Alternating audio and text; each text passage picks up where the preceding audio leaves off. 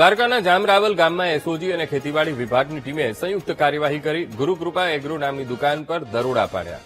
માલદેવ ઓડેદરા અને દિનેશ ઓડેદરા દ્વારા સંચાલિત દુકાનમાંથી કૃષિ દવાઓ, બિયારણ અને ખાતરનો મોટો જથ્થો મળી આવ્યો હતો. સાદી બોટલોમાં કોઈપણ પ્રકારના લેબલ વગરની શંકાસ્પદ દવાઓનું વેચાણ થઈ રહ્યું હતું. એટલું જ નહીં, એક્સપાયરી ડેટની પ્રોડક્ટ્સનું વેચાણ પણ થતું હતું. પોલીસે કુલ રૂપિયા 5,29,000ની કિંમતનો મુદ્દામાલ જપ્ત કર્યો છે, જેમાંથી રૂપિયા 3,89,450ની કિંમતનો એક્સપાયરી થયેલો જથ્થો સ્થળ પર નાશ કર્યો. પોલીસે સંચાલકો સામે કાયદેસરની કાર્યવાહી હાથ ધરી છે.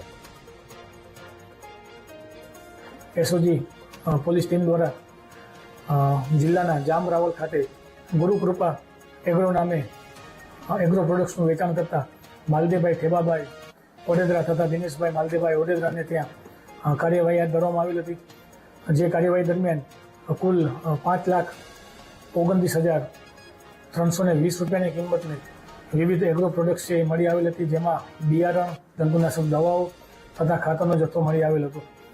આ પ્રોડક્ટ્સમાં કેટલીક જે દવાઓ છે તે કોઈપણ જાતની માહિતી દર્શાવતા સ્ટીકરો લગાવ્યા વગર ફક્ત સાદી બોટલોમાં દવાઓનું વેચાણ ચાલુ હોવાનું ધ્યાને આવેલ હતું.